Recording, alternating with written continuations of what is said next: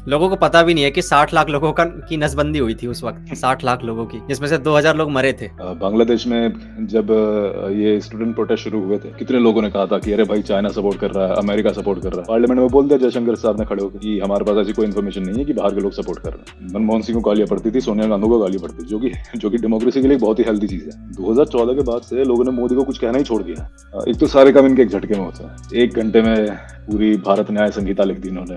एक रात रात में सारे नोट बैन करवा दिए, रात रात में जीएसटी ले आए। ये होता है जब थोड़े कॉन्फिडेंस वाली सरकार बन जाए। जितनी जमीन है उतनी तुम्हारी है, आगे कोई देगा तो देगा, और आप पीछे जाके किसी की जमीन पर ये नहीं बोल सकते कि भैया ये भी हमारी, जो हो गया, रिलैक्स करो। अगर प्लेसेस ऑफ वर्शिप एक्ट में हमारा कानून ये बोल रहा है कि भैया 1947 के बाद जो जहां पूजा कर रहा है वहीं करेगा, जिसका जहां मस्जिद है, जिसकी जहां मंदिर है वहीं, तो भाई वक्फ बोर्ड के साथ ये क्यों नहीं? तो अभी यार क्या चल रहा है, क्या पॉलिटिकल माहौल हो रखा है इस बार? तो लोग बता रहे हैं यू टर्न वाली सरकार आई है, unified pension scheme, lateral entry, broadcast bill, सबसे आगे आते हैं फिर पीछे हट जा रहे हैं। इतनी ये कॉन्फिडेंस कहाँ, मतलब जो पहले नजर आता था वो कॉन्फिडेंस नजर नहीं आ रहा है इस वाली सरकार में। क्या हुआ है भाई इस हाँ तो बार? अच्छी बात है ना, ऐसी चलनी चाहिए सरकार, सबकी सुन के। सबको पता है क्या हुआ है, सीट नहीं आई है पूरी। और जो इनके साथी हैं, दो नायडू साहब और नीतीश साहब, वो भी कोई बहुत बड़े लॉयल आदमी तो है नहीं। तो बस वही चल रहा है। रिस्क नहीं लेना चाहती बीजेपी की किसी भी ग्रुप को, क्या बोलूं कि उनकी भावनाओं को आहत कर दे। नायडू साहब को मुस्लिम लोगों का बहुत बड़ा सपोर्ट है। नीतीश कुमार को SC ST और OBC का बहुत सपोर्ट है। तो वही है, किसी को भी आप ये नहीं कह सकते कि नहीं नहीं हमें तुम्हारी कोई फिक्र ही नहीं है। और आपको लगता है कि वो जो एक मैजिक था जो मोदी का था, हमें 2014 2019 में देखने को मिला, वो अब खत्म होता नजर आ रहा है, मतलब ढल गया है बहुत अब? ढला तो नहीं है अभी भी। जो मोदी के चाहने वाले हैं वो अब अयोध्या वालों को गालियां देते हैं, बट हाँ, कम हुआ है, रिलेटिवली काफी कम हो गया। तो अयोध्या में क्या हो गया गड़बड़, मतलब आपको क्या लगा अयोध्या में क्या गड़बड़ हुई? अयोध्या में क्या गड़बड़ हुई? लोगों के घर तोड़े गए, सबसे पहली गड़बड़ तो वही थी। अब हम्म। अगर आप हिंदू हो, आप मोदी के कट्टर सपोर्टर हो, बीजेपी के एकदम भक्त हो, पर अगर आपको सामने दिख रहा है कि भैया लोगों के घर तोड़े जा रहे हैं एक मंदिर बनाने के लिए, मंदिर के रास्ता बनाने के लिए, वो रास्ता भी टूट गया। अब तो खैर, एक बारिश आई 3 4 दिन लगातार, मंदिर में पानी लीक हो गया, रास्ता बह गया नीचे। तो अगर आपको सामने दिख रहा है कि भैया लोगों के घर तोड़े जा रहे हैं, तो मुझे लगता है कि आपके अंदर वो मंदिर बन रहा है, ये सब इसकी जो फीलिंग है वो कहीं ना कहीं थोड़ी कम हो जाएगी, है ना? क्योंकि आपके सामने लोग बेघर हो रहे हैं। और ऐसा तो है नहीं कि भाई सरकार बड़ी अच्छी है, जो लोग बेघर हो रहे हैं उनको एकदम सुविधा दे रहे हैं कि नहीं नहीं हमारा आपका घर तो रेडी है वहां पे, जाओ कल से आप बाहर रहने लग जाओ। ऐसा भी नहीं था। काफी लोगों को दूसरी जो व्यवस्था होती है वो सब मिली नहीं कुछ।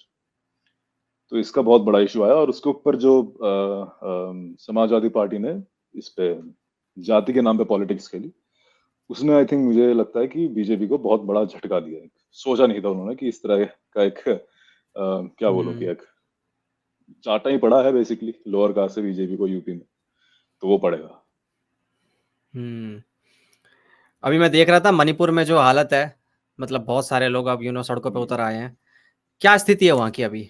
कुछ अपडेट है आपके मणिपुर की पास? जो स्थिति पहले थी, अब कितना टाइम हो गया, 1 साल से तो ज्यादा ही हो गया। हम्म।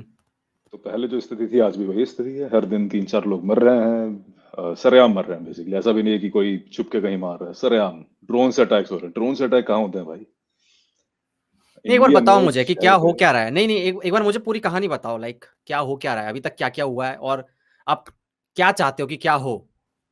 2 ग्रुप थे, मैती और कुकी। ठीक है, एक पहले उन्होंने जो वहाँ के नेटिव माना जाता है मैती को, उन्होंने, वो पहाड़ों पे रहते थे, बड़े बड़े उनके वो हैं जमीन जायदाद वगैरह।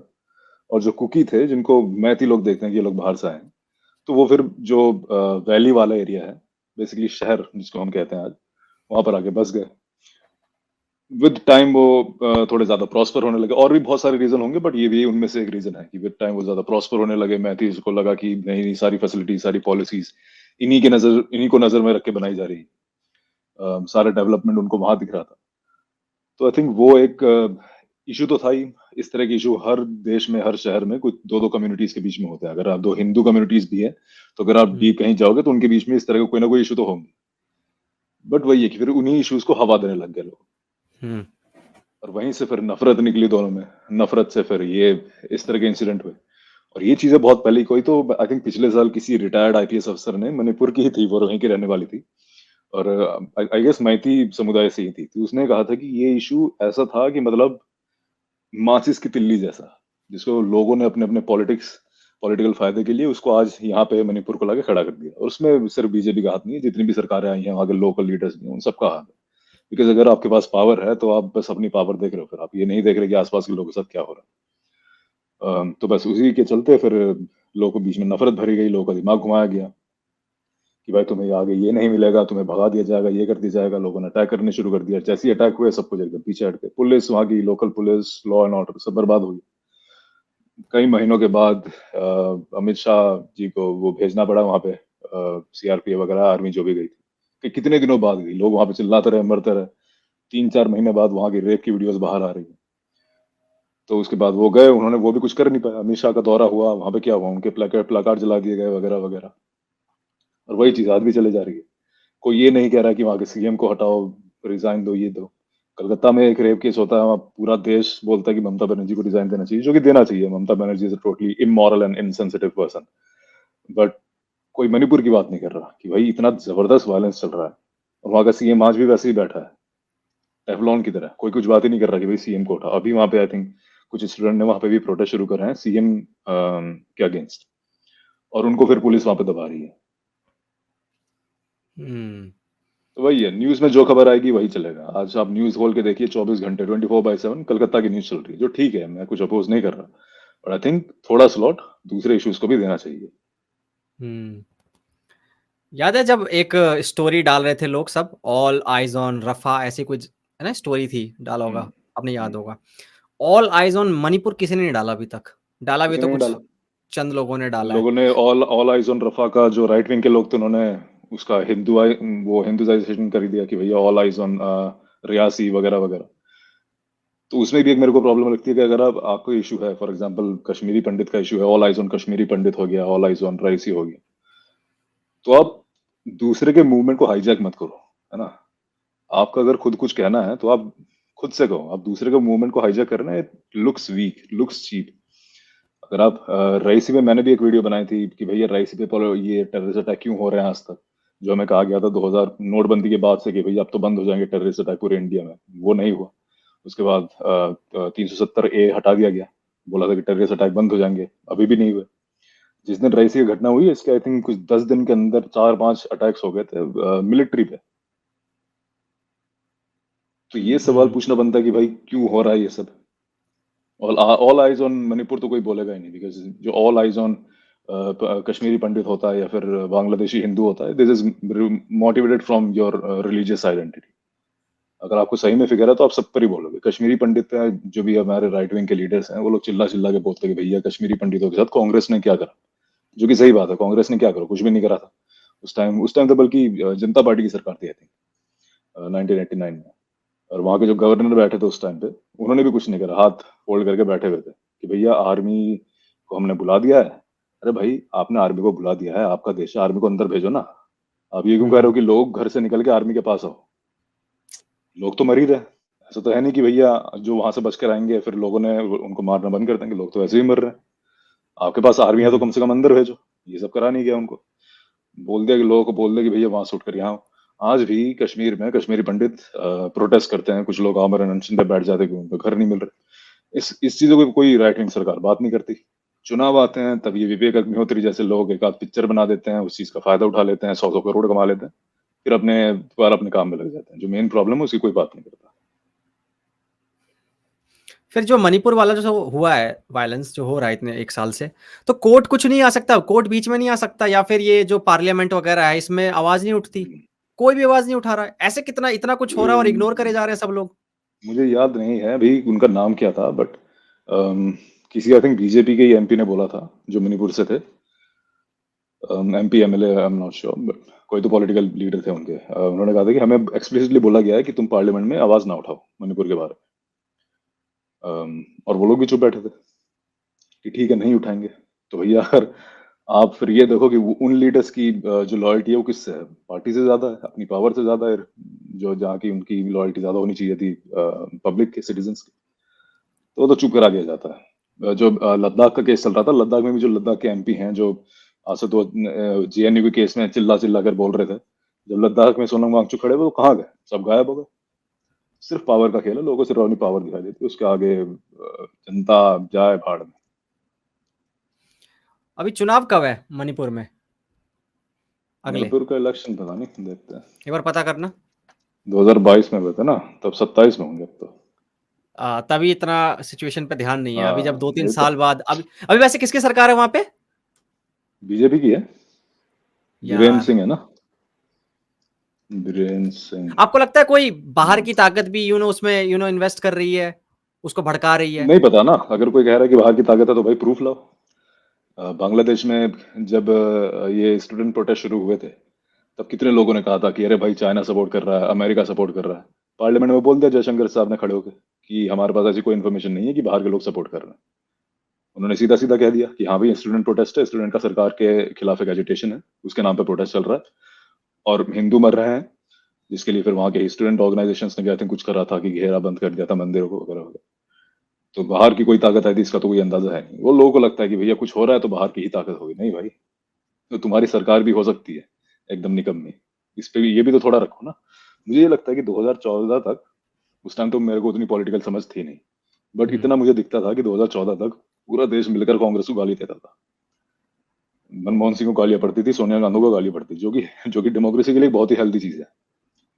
2014 के बाद से लोगों ने मोदी को कुछ कहना ही छोड़ दिया है, अलग अलग चीजों पे चले जा रहे हैं। अरे नहीं नहीं, ये तो इस वजह से हो रहा है, एक रीजन ढूंढ ले रहे हैं प्राइम मिनिस्टर को या फिर जो भी बड़े बड़े पावरफुल चीफ मिनिस्टर होते हैं, उनको कुछ ना बोलने का एक रीजन ढूंढ लेते हैं कि अरे नहीं नहीं उन्होंने तो सही काम करा था, इस वजह से दिक्कत हो रही है। भाई ये दिक्कत तो पहले भी थी ना, पहले आपकी सीधा ऊपर वाले को जो एकदम टॉप पे बैठा उसको गालियां देते थे, क्योंकि वो रिस्पॉन्सिबल है इन सब चीजों के लिए।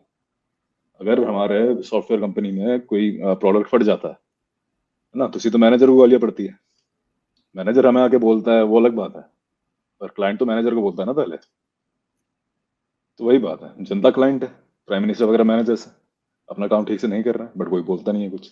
वही वो टेफलॉन पॉलिटिशियन वाली जो एक कहावत है कि कितना भी हो अच्छा। जाए खरोच नहीं आती। अच्छा। तो मतलब ऐसा होता है, ऐसी कोई पर्सनैलिटीज जो कितना भी बुरा काम कर दे पर उनके ऊपर कुछ वो आंच नहीं आती बेसिकली, कुछ चिपकता नहीं है उनसे। कितना भी फेंको, कितने भी एलिगेशन वगैरह डालो, कुछ चिपकता नहीं है। अगले इलेक्शन में फिर से जीत के वापस आ जाता है। तो 2014 के बाद क्या चेंज आ गया कि कोई क्रिटिसाइज नहीं कर सकता? देखो, एक तो 2014 में मुझे लग रहा है कि काफी सारे लोगों ने एकदम, क्योंकि उस टाइम माहौल ऐसा था, अन्ना हजारे का 2012 वाला प्रोटेस्ट हुआ था जो कि 2013 तक चला था, आम आदमी पार्टी बन गई थी। सबको लग रहा था कि भाई कांग्रेस भ्रष्ट है, जो कि थी कांग्रेस ऑब्वियसली। उसके बाद बीजेपी का जो अडानी फंडेड एकदम बहुत बड़ा एड कैंपेन था कि टीवी में ऐड आ रहे हैं, हर जगह पोस्टर लग रहे हैं, अब की बार मोदी सरकार, कि वो ब्लैक एंड व्हाइट ऐड आता था कि भाई सिलेंडर से हम्म। परेशान हो गया वगैरह। तो मुझे लगता है कि लोगों ने बहुत ज्यादा इन्वेस्ट कर दिया। मैं भी उस टाइम खुद यही मानता था कि अरे ठीक है यार, बढ़िया आदमी। गुजरात मॉडल की वो फेक इमेजेस चलती थी कि अरे देखो भाई ये ऑडी आ रही है, खंबे में ठुक गई, खंबे को कुछ नहीं, वो ऑडी के दो टुकड़े हो गए, तो ऐसा ही देश बनेगा। ये सब चलता था हवाबाजी। उस टाइम सोशल मीडिया नया नया उभर रहा था, दो हम्म। हजार चौदह के आस टाइम, तो उन्होंने पूरा फायदा उठाया इस चीज का।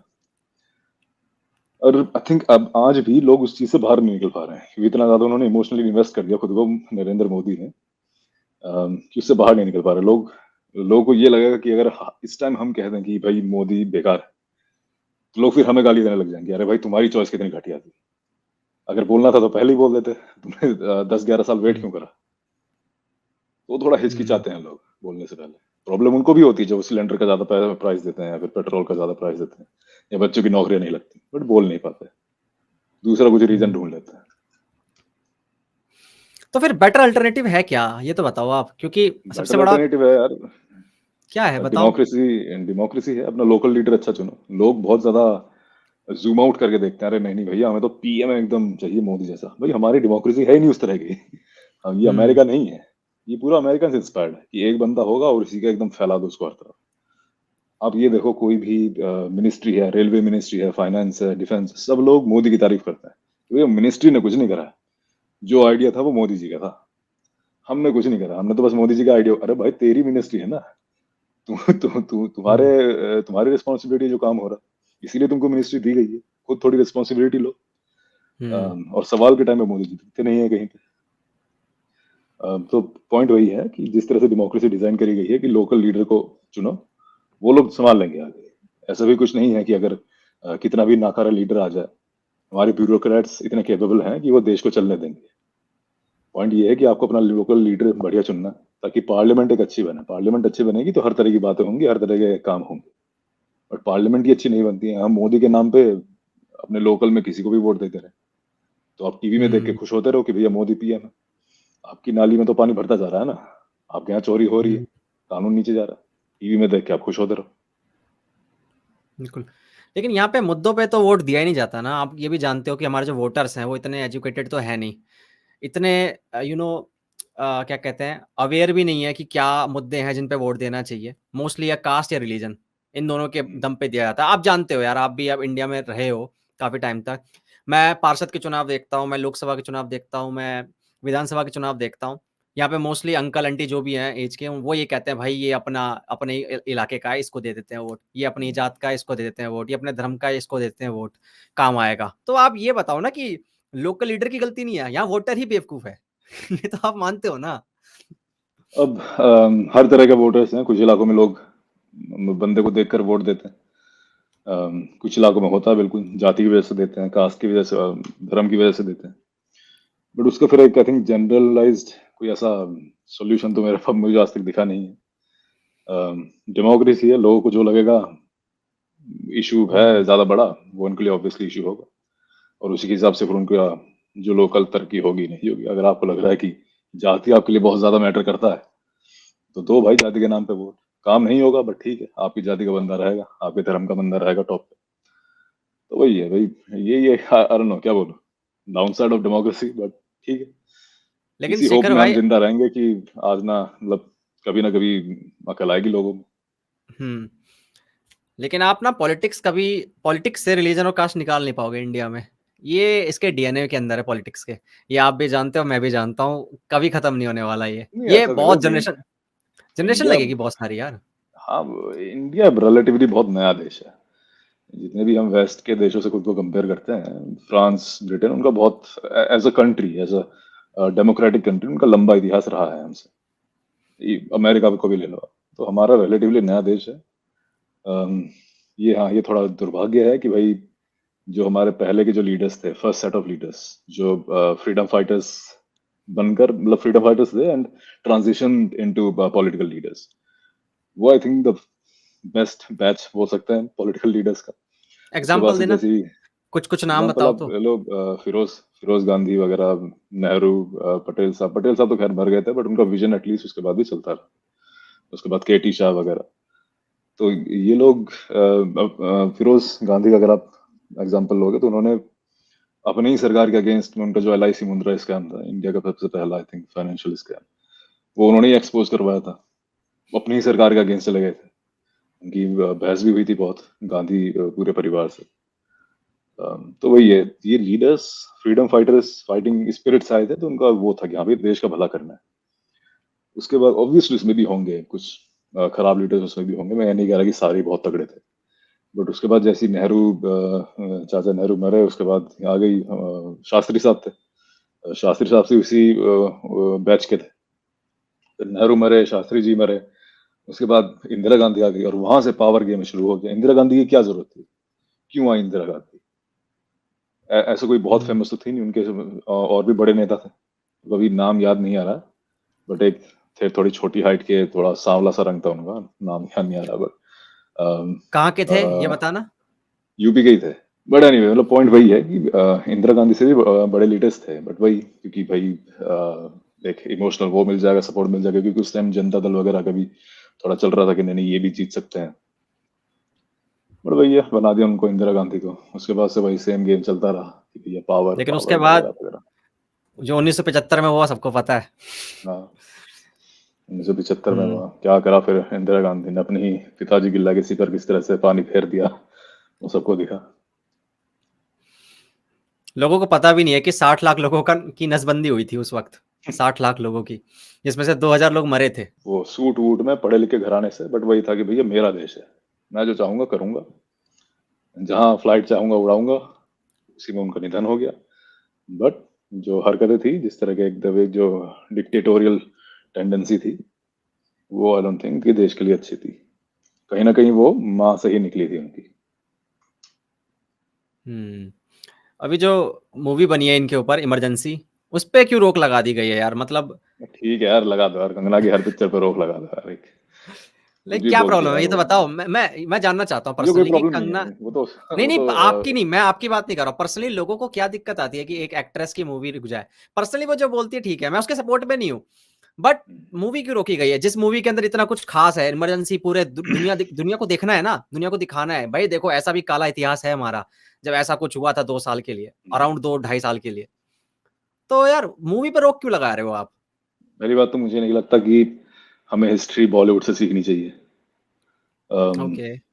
ये अभी विवेक अग्निहोत्री की पिक्चर आई थी जो कश्मीरी फाइल्स, उसमें उन्होंने हाँ। एक्सक्लूसिवली सारे मुसलमानों को हिंदू का अगेंस्ट खड़ा कर दिया था। कि ये फिल्म में कोई भी मुसलमान है, वो इसी उसका उसका दिमाग में वही चल रहा है कि ये हिंदुओं को कैसे यहाँ से भगा, पंडित कश्मीरी पंडितों। बल्कि आप उस टाइम पे क्या क्या हुआ था वो पढ़ के देखोगे तो एक कोई तो एक कस्बा था, वहाँ के जो मेयर टाइप के थे, उन्होंने एक रात में अनाउंसमेंट कर दी थी जब ये सब हुआ था, जब पाकिस्तान के लोगों ने इन्फ्लुएंस करा, फिर वहां से लोग आए इनको भगाने। वहाँ उन्होंने अनाउंसमेंट कर दी थी कि अगर यहाँ से किसी भी कश्मीरी पंडित को छोड़ के जाने की जरूरत नहीं है, यहाँ हम सब कई सालों से साथ में रहते हैं, आगे भी रहेंगे। अगले दिन उन आतंकवादियों ने उन्हीं को जाके सबसे पहले मारा, उनको और उनके परिवार को मारा। और फिर वो मरे, उसके बाद कश्मीरी पंडित वहां से भग गए कि भैया अब हमारा कौन है। तो अगर वही अगर बात धर्म पे आ जाती है, तो फिर ऐसा आपको लगेगा कि भैया क्या पता हमारा पड़ोसी मुझको मार दे। पर ऐसे बहुत सारे इंसिडेंट्स रिकॉर्डेड हैं जहाँ पे लोगों ने अपने जो पड़ोस के हिंदू हिंदू थे उनको अपने घर में छुपा रखा था। जैसे जर्मनी में हुआ था, जब मारकाट होती है धर्म वर्म के नाम पे, जात के नाम पे, तो लोग मदद भी करते हैं एक दूसरे की। ऐसा नहीं है कि भैया हर बंदा ही खराब होगा। बट वही है कि उनको भैया पिक्चर चलानी थी, उस टाइम माहौल भी एकदम वैसा था, तो फिर भी रिलेटिवली जो टॉप के पॉलिटिकल लीडर्स हैं, उनके अंदर वो हिंदू मुस्लिम की जो रोज रोज बात करते थे वो थोड़ा डाउन हो गया आई थिंक इलेक्शन के बाद से।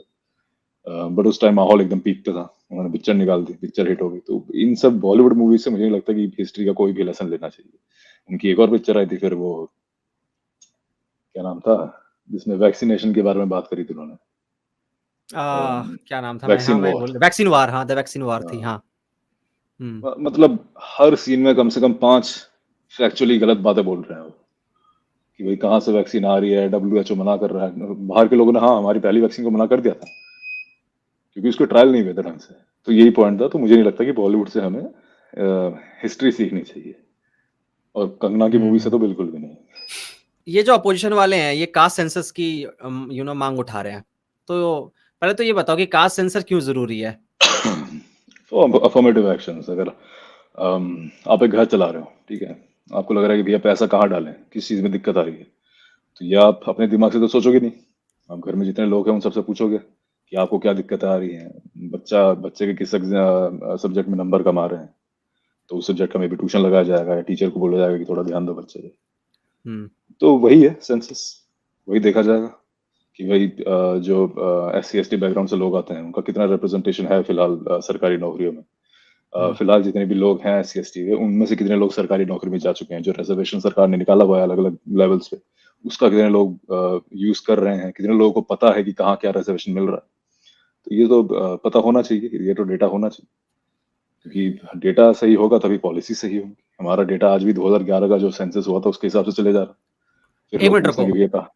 ये कास्ट सेंसस तो आखिरी बार 1931 में हुए थे, उसके बाद नहीं हुए हैं, कभी भी नहीं नहीं नहीं, हुए कास्ट कास्ट सेंसस सेंसस। नहीं, जो नहीं, अच्छा अच्छा अच्छा। Population census population. होता, ओके। तो उस तो जो 2011 का डेटा था तो उसके हिसाब से चले जा रहा है।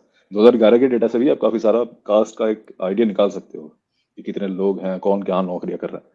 बट कास्ट सेंसस उसी चीज को थोड़ा डेप्थ में ले जाता है कि ओवरऑल रिप्रेजेंटेशन वगैरह कितना है लोगों का। तो वही है, कितना हो गया, 13 साल पुराना डेटा है, उसी पे चले जा रहा। 2021 में हो रहा था, 2021 में नहीं हुआ, बोला गया कि नहीं, डिपार्टमेंट सेटअप किया जाएगा ये स्टैटिस्टिक्स वगैरह करवाने के लिए। अभी न्यूज आई कि जो डिपार्टमेंट ऑलरेडी था उसको बंद कर दिया, क्योंकि जो नया डिपार्टमेंट बनाएंगे वो ओवरलैप कर रहा था। अब नया डिपार्टमेंट बनेगा, उसको ट्रेनिंग वगैरह दी जाएगी, फिर पता नहीं कब होगा, देखो। तो ये करवा क्यों नहीं रहे? लाइक बार-बार क्यों अड़चनें आ रही हैं इतनी? इसका इसका मेरे पास कोई जवाब नहीं है। नहीं, ये क्या हो कोई जाएगा भी लाइक आपके हिसाब से कि अगर क्या ही हो जाएगा? लाइक मैं मानता हूँ कि इतना तो नहीं होगा कि पैसे नहीं है, पैसे तो होंगे ही यार, मैं मानता हूँ करोड़ों रुपए लगते हैं। बट तब भी यार क्या मतलब आपको डर क्या है? वो डर कौन-सा पार्टी है? फंड से दे दो। पार्टी फंड में भी तो इनका 15-16 हजार करोड़ बना है। अब पर तब भी यार वो नहीं वो पता। डर तो पता होना चाहिए कि यार क्या हो जाएगा? मुझे सीरियसली मैंने सोचा था एक दिन कि क्यों नहीं करवा रहे, बट ऐसा कुछ मेरे दिमाग में आया नहीं रीजन कि क्या इनके हुँ। पीछे क्या मंशा रही होगी नहीं करवाने की। मुझे कुछ समझ में नहीं आया। तो अब ये बताओ, जब बीजेपी की सरकार नहीं थी, जब ये दूसरी हम्म, पार्टी थी, तब क्यों नहीं करवाया गया? और अभी एकदम से इनको क्यों याद आ रहा है अपोज़िशन को कि यार कास्ट सेंसस करा लेते हैं? क्योंकि जो उस टाइम सरकार थी वो भी नाकार थी। सिंपल सी बात है, ये भी नाकारा है, बट ऑपोजिशन को बोलना है तो बोल रहे हैं। अच्छा, आपको क्या-क्या यू नो प्रॉब्लम्स नज़र आती है पूरे इंडिया के अंदर कि क्या-क्या कौन से ऐसे सेक्टर्स हैं जहाँ पे आपको लगता है कि इम्प्रूवमेंट आनी चाहिए और जहाँ ध्यान नहीं दिया जा रहा? Education education education I mean सबसे प्राइमरी चीज है वो। उसमें हमारे जीडीपी का टोटल 6 से 9% तो लगना चाहिए, बट लगता कितना, आई थिंक 3% लगता है कुछ मुझे लगता है एजुकेशन 3% पे। भी है, 3% से भी कम है हाँ, शायद। आई मीन 3 तो ऑन पेपर्स है, बट वो कम ही होगा, 2 पॉइंट कुछ के आसपास होगा। तो एजुकेशन ही है भाई, बिना एजुकेशन के क्या ही करोगे। अच्छी एजुकेशन दो, अच्छी अच्छी यूनिवर्सिटीज बनाओ। हमने सारी अच्छी एजुकेशन कंसोलिडेट कर दी है आईआईटीज के अंदर, आईआईटीज आईआईएम्स में। वहां से जो ग्रेजुएट निकलते हैं 30% बाहर चले जाते हैं। हुँ। तो आप जिनको अपने देश की प्राइम एजुकेशन दे रहे हो उनमें से भी 30% लोग बाहर चले जा रहे हैं। तो फिर क्या फायदा हो रहा है? अगर आप अच्छी हुँ, एजुकेशन को और फैलाओगे और अलग अलग यूनिवर्सिटीज में दोगे तो ज्यादा बेहतर रिजल्ट मिलेगा शायद देश को। तो वो तो एक हुँ, मेन बात, एक मेन पॉइंट तो वही हो गया एजुकेशन। बट उसके अलावा तो आप आई मीन हर चीज में हर प्रॉब्लम निकालने के लिए तो फिर हर जगह प्रॉब्लम निकाल सकते हो कि भैया अनएम्प्लॉयमेंट का क्या सीन है, वुमेन सेफ्टी का तो इतना बड़ा अभी चल ही रहा है मूवमेंट, उसका क्या सीन है। लोग कलकत्ता में गालियां दे रहे हैं, यूपी में आके देखो हर दिन किसी ना किसी दलित लड़के का रेप हो रहा है, रेप मर्डर हो रहा है, पेड़ पे लटका के चले जा रहे तो वुमेन सेफ्टी के लिए यार क्या-क्या किया जा सकता है? पुलिस को टाइट होना पड़ेगा, हमारी जुडिशियल सिस्टम को टाइट होना पड़ेगा, लॉज़ स्ट्रिक्ट बनाने पड़ेंगे, क्या कहाँ कमी हो रही है यार अभी तक? क्योंकि देखो यार, मेरा ये मानना है कि हमारी पॉपुलेशन इतनी ज़्यादा है, कंट्रोल करना मुश्किल हो जाता है, मैं समझ सकता हूँ, बहुत ज़्यादा, इतना पॉपुलेशन डेंसिटी है कुछ-कुछ जगह पे, क्राइम नहीं रुकते। तो यार क्या किया जाए ऐसा कौन से स्टेप्स लिए जाएँ कि क्राइम रेट नीचे आ जाए? हैं। ऐसा सही जगह लगे पहले तो। वुमेन सेफ्टी अब उसके लिए सबसे बड़ा रीजन क्या है? आई मीन रीजन तो खैर बहुत, बट बहुत बड़ा रीजन जैसा भी चंद्रचूड़ साहब ने भी बोला था अपने वो ऑर्डर में कि भाई इन पर जो अटैक्स होते हैं, जो वायलेंस नेचर दिखता है लोगों का, उसका बहुत बड़ा रीजन पेट्रियार्की। पेट्रियार्की को कैसे कम करा जाएगा? बच्चे बचपन से हम बताते हैं, एक कल्चर चला आ रहा है कि भैया लड़की है, लड़की को घर में रखो, देखो बाहर ना चली जाए, खाली ना हो जाए, शादी होगी किसी दूसरे घर में जाएगी। एक कुछ कहावतें भी चल गई हैं कि लड़की तो पराई होती है, ये वो फलाना फलाना। तो ये सब चीजें थोड़ी खत्म करनी पड़ेंगी, बचपन से ही बच्चों के दिमाग में डालना पड़ेगा कि यार लड़का लड़की एक जैसे होते हैं, ऐसा कुछ फर्क नहीं होता दोनों में। सेक्स एजुकेशन देनी पड़ेगी गुड। जो एक मैंने कई सारी वीडियोस देखी हैं इंस्टाग्राम में, जहाँ आज जो नए नए टीचर्स, कुछ जवान टीचर्स ज्वाइन कर रहे हैं प्राइमरी स्कूल्स को या गवर्नमेंट गाँव गाँव के स्कूल में, वहाँ पे वो लड़कियों को good touch bad touch in सब की एक नॉलेज दे रहे हैं कि क्या होता है। और फिर रिपोर्टिंग, उनको थोड़ी लॉ की भी नॉलेज होनी चाहिए कि भैया किसके पास जाए। अभी उत्तराखंड में एक रिपोर्ट आई थी, रिपोर्ट क्या केस हुआ था, जो एक मदरसा चल रहा था वहाँ पे। वहाँ का जो मदरसा का मौलवी था, उसने कुछ बच्चियां थी, आई थिंक 10-12 साल, आई थिंक 8 से 12 साल की बच्चियां थी। उनको ये डर दिखा के उनका सेक्सुअल असॉल्ट करा और करता रहा कई दिनों तक कि भाई अगर तुम घर जाके बोलोगी तो तुम्हारे परिवार को जिन आके मार देगा।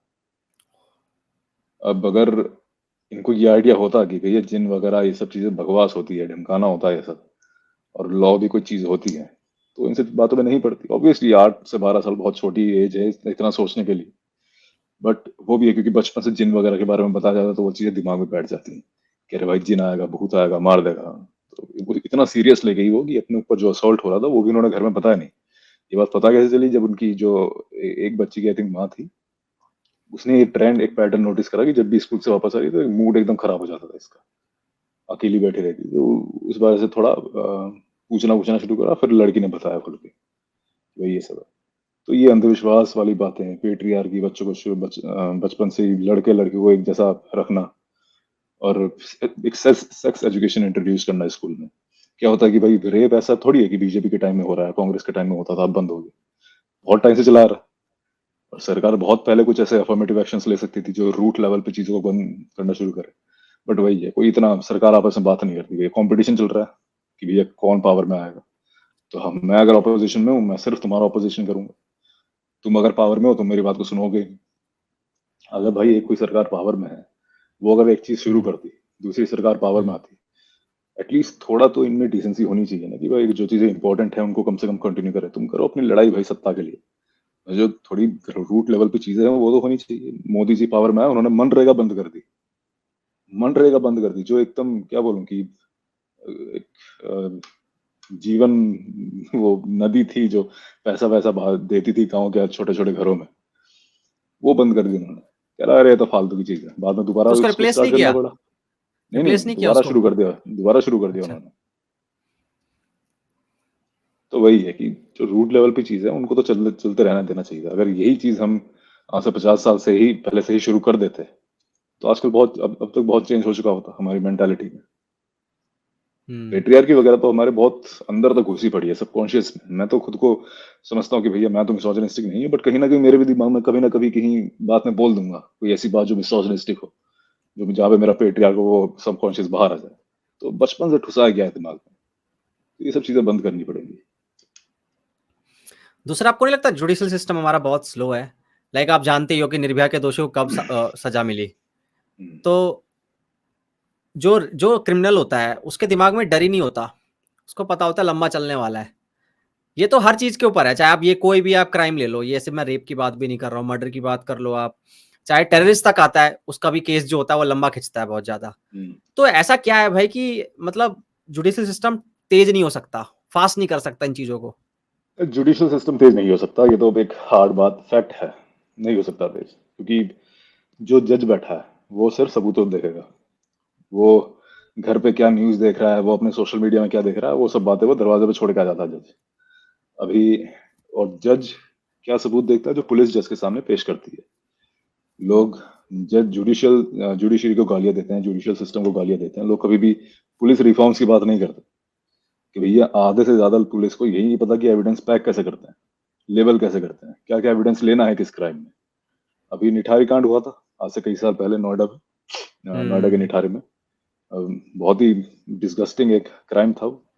उसमें हुँ, जो घर का मालिक था और घर का जो केयर टेकर था, अभी पिक्चर भी शो भी आ रहा है, आई थिंक सेक्टर 36 विक्रांत मैसे का। तो ओके। घर का मालिक था और घर का जो केयर टेकर था, उनको अरेस्ट कर लिया गया था। बहुत बढ़िया बात है, अरेस्ट कर लिया आपने, केस चला। अब जो घर का मालिक है वो बाइज्जत बरी है। निठारी कांड का अक्यूज बाहर घूम रहा है, निठारी कांड का।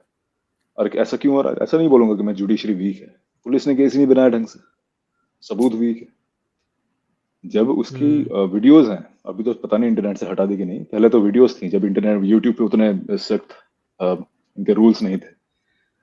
तब वीडियो थी इसकी कि वो इसकी जो नार्को टेस्ट हुआ था, उन सबकी वीडियोस थी, कह रहा था कि हाँ ये करा था वो करा था, बट वो नार्को टेस्ट वगैरह एडमिसेबल नहीं होता कोर्ट में। हुँ, तो मालिक अब बाइज्जत बरी है, और उसका भी दोबारा हियरिंग चल रही है, जो नौकर, देखो उसका क्या होता है। तो वही है कि जब तक पुलिस केस नहीं हुँ, बनाएगी ढंग से पैकेज नहीं करेगी, जज अपने मन से तो नहीं बोल देगा ना। हाई कोर्ट का जज ने बोल दिया, सुप्रीम कोर्ट का जज, इसको रिवर्स करना पड़ेगा। हुँ, और अगर जहां तक कि कसाब वगैरह की बात है, निर्भया के आरोपियों की बात है, तो वो प्रोसेस उतना लगता ही है। एक, क्योंकि एक तरह से वो एक, मैं क्या बोलूंगा, थोड़ा आई थिंक लोगों को लगे कि अरे तो गलत बात बोल दी, बट एक प्राउड करने वाली बात है कि हमने हर तरह की जितनी भी चीजें किसी आरोपी को मिल सकती थी, जितनी भी तरीकों से कोई आरोपी बाहर निकल सकता था, हुँ, वो हर चीजें उन्हें देती कि ले तू बाहर निकल के दिखा, ये ले तेरा ह्यूमन राइट्स, ये तेरा फलाना ढिमकाना, ये ले बेस्ट लॉयर्स, तू बाहर निकल के दिखा। नहीं निकल पाया, और जैसे नहीं निकल पाया उसको चढ़ा दिया फांसी पे कसाब को, फॉर एग्जाम्पल। तो जितनी भी चीजें हो सकती थी हमने दे दी, कि हमें पता है कि तूने क्राइम करा, हमारा केस एकदम स्ट्रांग है, तो तू निकल ही नहीं सकता बाहर, कितनी भी कोशिश कर ले तू निकल नहीं सकता बाहर। और ये चीजें एग्जाम्पल सेट करती हैं कि जुडिशियल सिस्टम कितना स्ट्रांग है। बट लोगों को जो देरी होती है वो लोगों को पसंद नहीं आती है, कि भाई इंस्टेंट जस्टिस हो जाए, वो हो जाए। मेरे साथ भी अगर मेरे आसपास फैमिली में किसी को कुछ हो, मैं भी यही बोलूंगा कि यार भाई जस्टिस एकदम तुरंत होना चाहिए। बट वो आई थिंक एक पर्सनल व्यू होता है देखने का, और लॉ से थोड़ा अलग काम करता है। बट अगर पुलिस ने ही केस ढंग से नहीं बनाया तो फिर तो आप कैसे भी जुडिशरी ले आओ, वो कुछ कर नहीं पाएंगे। वो गली मोहल्ले का खाप तो चल नहीं रही है कि भैया जो बड़े बुजुर्गों को लगा दोषी, वो दोषी है, ऐसा तो नहीं चल रहा। सबूत देख के करा हुँ। जाता है, तो इसलिए टाइम लग जाता है, और इसलिए कई सारे दोषी रिहा भी हो जाते हैं। फिर हमारे पास लॉयर्स भी हैं काफी सारे, जो जेठमलानी साहब थे। जेठमलानी साहब की आजकल बहुत इज्जत है, भैया बहुत बड़े लॉयर थे बड़े लॉयर, राज्यसभा एमपी भी रहे हैं। और उनकी आप क्लाइंट लिस्ट निकाल के देखो, क्या क्लाइंट लिस्ट थी, किन किन लोगों को बचाया उन्होंने। तो इस तरह के हमारे पास लॉयर्स भी हैं जो पर पर मजबूर कर देते रिप्रेजेंट हैं तो जज करना ही को। पड़ता है ना, लेकिन हाँ, शेखर भाई करना पड़ता रिप्रेजेंट है तो बट, करना ही पड़ता है ना, क्योंकि बिल्कुल तभी तो बिल्कुल कार्रवाई रिप्रेजेंट आगे करना बढ़ेगी पड़ता कोर्ट की। है। हाँ हाँ, मैं वही तो बोल रहा हूँ कि फॉर एग्जाम्पल जैसे कसाब वगैरह के केस में रिप्रेजेंट करा, हर तरह की चीज उनको दी गई, बट फिर भी उनको एंड रिजल्ट वही निकला कि हाँ भैया इन्होंने ही क्राइम करा है। निर्भया के केस में भी वही हुआ, इन्होंने ही क्राइम करा है। बट फिर वही है कि ये जो एकदम बहुत बड़े बड़े लॉयर्स हैं, वो भी कोई ना कोई तरीका निकाल ही लेते हैं कि ये निकलना है हमें यहाँ से। उस टाइम तक दोनों को ही पता होता है, जज को पता होता है किसने क्राइम करा है, जो डिफेंस में बैठा है बंदा उसको पता होता है किसने क्राइम करा है। बट क्योंकि वो बड़ा लॉयर हो, उसको निकालना ही है। उस टाइम किसने क्या क्राइम करा है ये सब मायने नहीं रखता, भैया तू मेरे को पैसा दे, और मेरे पास इतनी बड़ी बड़ी लॉ की डिग्रीज है, मैं तेरे को ऐसे चुटकी भी निकाल दूंगा बाहर। वो भी एक रीजन कि बड़े बड़े क्रिमिनल छुट जाते हुँ। इवन यहाँ पे डिवोर्स केस भी आप देखोगे 15 से 20 साल चलता है। हैं। हाँ मतलब और क्या। बंदा यार मेंटेनेंस देके खत्म हो गया। एक तो हमारे ये जेंडर बाइज़ लॉज़ हैं कि अगर एक मर्द ने जाके कह दिया कि मेरे साथ कुछ हुआ है तो हँस देते हैं उसके ऊपर। डोमेस्टिक वायलेंस तेरे साथ हम्म, कैसे हो गया? पागल है क्या? यहाँ पे वही बात है। मैं देखता हूँ यहाँ पे फ़ॉल्स केसेस भी आपको बहुत सारे सुनने को मिलेंगे और उसमें क्या होता है बंदा अगर जेल में चला गया तो चला ही गया। फिर निकल के आया तो और रेपुटेशन खत्म उसकी। आजकल जैसे रेप के केसेस में एक बहुत आवाज सुनने को मिलती है लोगों की कि भैया कैपिटल पनिशमेंट रखो रेपिस्ट के लिए। ठीक है। ओके। काफी लोग बोलते हैं कि भैया रेपिस्ट को मार दो, अभी जो बंगाल का भी नया कानून आया है कि रेपिस्ट को हाँ, कैपिटल पनिशमेंट इंटीरियर मिलेगी, हाँ, हाँ, है ना। हाँ, हाँ। वही लोगों ने बोला, सरकार ने मान लिया कि अरे हाँ हाँ चलो चलो, लोग बोल रहे हैं तो यही कर देते। अब भाई जो बेकसूर है, काफी बेकसूर ही फंस जाते हैं, उनको भी तो कैपिटल पनिशमेंट मिल जाएगी ना। इसलिए कैपिटल पनिशमेंट जो है, एक तो इंडिया में उतनी ज्यादा दी नहीं जाती है, बहुत ही हीनियस क्राइम्स में, बहुत ही एक्स्ट्रॉर्डनरी केसेस में दी जाती है। आप अगर हर रेप की कॉन्विक्ट को कैपिटल पनिशमेंट देने लग जाओगे, मैं किसी भी रेप कॉन्विक्ट के फेवर में नहीं बोल रहा हूँ, अगर कोई डाउट वाउट लगे किसी को, बट हर कॉन्विक्ट को देने लग जाओगे तो इसमें काफी सारे वो भी आ जाएंगे जो मतलब लिटरली बेकसूर थे, उनको फंसाया गया। एक केस था किसी का जो 15 साल बाद जेल से बाहर निकला है, क्योंकि बाद में जिसने उसको फंसाया था, जैसे लड़की ने, उसका दिमाग वो कन्वर्ट हो गया, अरे हाँ चलो मैंने बहुत फंसा रखा है उसको, अब करवा देती हूँ मैं उसको बाहर। अगर कैपिटल पनिशमेंट होती वो तो मर चुका होता। तो इसीलिए इन सब चीजों में कैपिटल पनिशमेंट नहीं दी जाती लोगों को। Sliver of hmm. होप कि अगर ये बंदा बेकसूर हो, वही वाली बात है कि अगर 1000 गुनहगार छुट जाए बट एक बेकसूर को भी फांसी ना हो। वही फिलोसफी से चलती है इंडियन जुडिशरी। बट काफी सारे बेकसूर भी अंदर पड़े पड़े हैं, कैपिटल पनिशमेंट दोगे तो सबको लाइन से मारना पड़ेगा। पर यहाँ तो फांसी की सज़ा के भी खिलाफ हैं कुछ लोग। वो कहते हैं भाई फांसी की सज़ा भी मत दो, वो इनह्यूमन है, ऐसा मत करो। बाकी आप बाहर जाके देखोगे दुबई में और पता नहीं कौन-कौन से देशों में कैसे पनिशमेंट दिए जाते हैं भाई। गोली मार दी। दुबई से कंपेयर नहीं करना चाहिए, मिडिल नहीं, ईस्ट नहीं, की नहीं, नहीं। कंट्री से आई एम हमें नॉट खुद को सेइंग कंपेयर नहीं करना चाहिए। मैं ये नहीं कह रहा हूँ कि डेथ पनिशमेंट वहाँ जैसी हमें अप्लाई करनी चाहिए, हमारे देश अलग है। बट आपको लगता है कि डेथ पनिशमेंट खत्म हो जानी चाहिए? डेथ पनिशमेंट खत्म हो जानी चाहिए। मैंने इस पे बहुत लोगों के कुछ सुने तो नहीं है, मतलब मैं कुछ पढ़ा नहीं है ज्यादा कुछ डेथ पनिशमेंट। हाँ एज अ सिटीजन मेरे को लगता है कि हाँ भी डेथ पनिशमेंट होनी चाहिए। अगर किसी ने किसी का मर्डर कर दिया है तो ऑब्वियसली उसको डेथ पनिशमेंट मिलनी चाहिए। बट मुझे पता है कि काफी सारे लोग हैं जिसके खिलाफ एक ऑपोजिंग व्यूज लेके आ जाते हैं कि सरकार जिस तरह की पनिशमेंट देती है, एक तरह से वो मैसेज जाता है सोसाइटी में कि क्या बोलूं कि थोड़ी उदारवादी जुडिशरी है हमारी, और लोगों को भी वैसा थोड़ा उदारवादी बनना चाहिए। बट फिर काउंटर में कुछ लोग कह देते हैं कि इंडिया है नहीं उस तरह का कि आप उदारवाद का मैसेज दो लोगों को। तो हुँ। बहुत सारे व्यूज हैं, बट मैंने अभी तक क्या बोलूं, अपना माइंडसेट डिसाइड नहीं कर रहा है कि मैं किस तरफ हूँ। किसी साइड को मैं टोटली उस तरफ जाके डिफेंड नहीं कर पाऊंगा इस केस में भी। पर होती भी तो रेयरली होती है ना। देखो हाँ, बहुत रेयरली होती है। मैं जानता हूँ कि है ना, इतना आसान नहीं होता। अगर आपने हाई कोर्ट पे गए, फिर सुप्रीम कोर्ट में गए, उसके बाद प्रेसिडेंट के भी साइन चाहिए होते हैं, प्रेसिडेंट भी मना कर तब तब कुछ जाके होता है सब कुछ। तो इतने सारे लेयर्स होते हैं ना कि एक अपराधी के चांसेस होते हैं कि वो डेथ पनिशमेंट बच ही जाए। अगर प्रेसिडेंट का मूड है कि हाँ यार चलो ठीक है, इसको बचा ही लेते हैं, छोड़ देते हैं, माफ कर देते हैं। सुप्रीम कोर्ट मोस्टली जो भी उनके वहां पे डेथ पिटिशंस आती हैं उनको वो मना कर देता है। मोस्ट ऑफ द केसेस में मना कर देता है। जो हाई कोर्ट से होकर आते हैं, सुप्रीम कोर्ट ने कई बार मना करा। अब मैंने, बट हाँ ये है, किसी दिन टाइम मिले तो ऑर्डर निकाल के पढ़ूंगा किसी भी सुप्रीम कोर्ट के जज का कि उन्होंने क्या रीजन दिया होगा। आई थिंक वो सफिशिएंट रीजन होगा ऑब्वियसली, बट हाँ कभी पढ़ा नहीं है मैंने कि उनका क्या रीजन रहा है या ये बोलने के पीछे। एक लाइव लॉ के मैंने एक आर्टिकल पढ़ा था बस, कि जो हाई कोर्ट से केसेस आते हैं मोस्टली वो सुप्रीम कोर्ट में कैपिटल पनिशमेंट को डिक्लाइन कर देते हैं। पर कहीं ये डाटा पड़ा है रिसर्च कहीं पे भी पूरे किसी देश का कि वहां पे अगर स्ट्रिक्ट लॉज हैं तो क्राइम रेट कम हो जाता है? अगर मान लो बहुत ही खतरनाक डर बना रखा है लॉ ने कि भैया ऐसा कर देंगे हम तुम्हारे साथ अगर तुमने ये किया, तो क्राइम रेट उसके बाद गिर गया जब उनमें लॉज चेंज हुए। तो अगर ऐसा कुछ हुआ है तो यहाँ पे भी ऐसे लॉज आने चाहिए ना, एटलीस्ट डर के माहौल के कारण एटलीस्ट कुछ हद तक क्राइम रेट नीचे गिरे। तो ये सही नहीं है? डर के माहौल के कारण कोई फंसा देगा आपको, क्या करोगे फिर? नहीं, मैं वो ये तो मानता हूँ। देखो अभी तो हमने बात ही कर ली कि वो स्लो है। एक तो हमारा जुडिशियल सिस्टम तो बहुत टाइम लगेगा, पहले तो उसको फास्ट करो। उसके बाद फिर देखो कि यार फास्ट करते हुए भी आप कैसे किसी के साथ इनजस्टिस ना करो, चांसेस हो कि यार किसी को झूठे इल्जाम में या फंसा ना दो आप। तो वो भी ध्यान रखना पड़ेगा ना। तब मैं कह रहा हूँ कि अगर ये सब मान लो हमारी एक बहुत अच्छी जुडिशियल सिस्टम है जो बहुत ध्यान रखती है, जिसके पास है 100% एक्यूरेसी रेट है, 99.9% रेट है कि हाँ वो जस्टिस ही देगी, फिर बताओ कि अगर लॉज में स्ट्रिक्ट कर दूं तो क्या पनिशमेंट जो क्राइम रेट्स वगैरह है वो नीचे आ जाएंगे? क्या चांसेस हैं? देखना पड़ेगा डेटा। डेटा में काफी लोग बोल देंगे फिर, यहाँ पे मिडिल ईस्ट का ही एग्जांपल देते हैं काफी लोग, देखो बड़े स्ट्रिक्ट लॉज हैं हो जाएंगे। फिर मैं वही कहता हूँ कि भैया मिडिल ईस्ट से खुद को कंपेयर नहीं कर सकते हैं।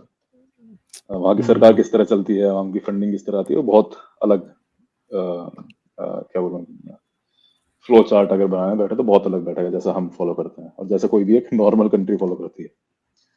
बट हाँ फ्रॉम अ क्या बोलते, कॉमन सेंस ऑब्वियसली दिखता तो है, थोड़ा एक कोरिलेशन दिखता है कि हाँ इस लॉज स्ट्रिक्ट होंगे तो लोग नहीं करेंगे क्राइम। ट्रांसपोर्ट लॉज को स्ट्रिक्ट करा गया कि ये 10,000 फाइन दो, 15,000 फाइन दो। कौन दे रहा 10,000 फाइन? जो 500 की रिश्वत, 100-200 की रिश्वत जाती थी वो 500,000 बन गई है ट्रैफिक पुलिस को। कौन दे रहा 10,000 के फाइन? कुछ लोग हैं एकदम सत्यवादी जो कहते हैं कि नहीं नहीं तू चालान काट। वो लोग फिर अपना कोर्ट में जाते हैं, उनकी लोकल कोर्ट्स होती है, वहाँ पे हियरिंग चलती है ना, फिर उनको वहां जाना पड़ता है। तो वहां जाके कई बार जज बोल देता है, रिलैक्स करवा देता है, मना कर देता है कि हाँ चलो मत दो fine. But most of the cases में फाइन देते हैं वो लोग। तो वही है कि इंडिया ऐसा देश है, कानून बनाओगे, कानून को बाईपास करने के तरीके निकाल लेंगे लोग। अच्छा, एक मेक इन इंडिया आया था, सुना होगा आपने, मेक इन इंडिया इनिशिएटिव। आपको लगता है वो सक्सेसफुल रहा?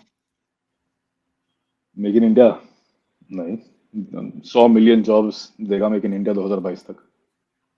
कहाँ है 100, 10 करोड़ जॉब्स कहाँ है भाई? कितनी 10 जॉब्स करोड़ बनी? जॉब्स कितनी नहीं जॉब्स बनी। बनी फिर? देखते हैं मेक इन इंडिया के प्रोमिस क्या क्या थे।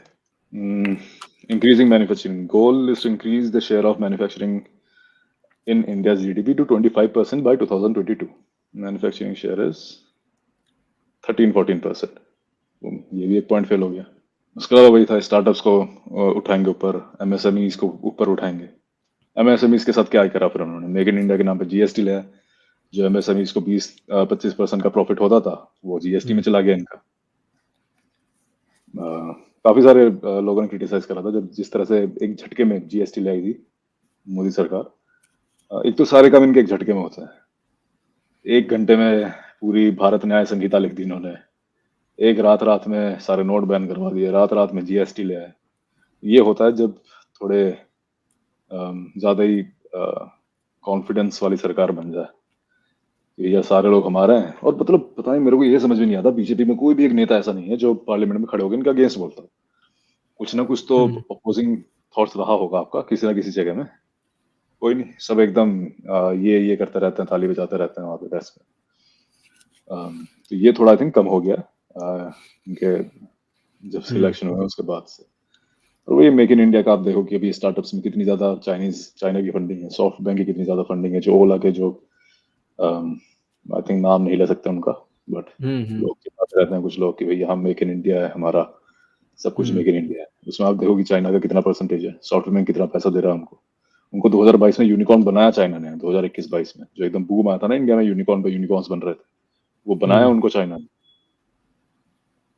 फिर वही है, फिर मेक इन इंडिया के भी गुणगान है इनको। पैसा देख के तो सबसे पहले जो बिजनेसमैन आदमी होता है वो देशभक्ति भूल जाता है। मिडिल क्लास वगैरह तो तब भी थोड़ा बहुत इज्जत रख लेते हैं, हम्म बट जो बिजनेसमैन है वो नहीं रखता। भैया पैसा है, आगे बढ़ो, कोई भी दे आप पैसा।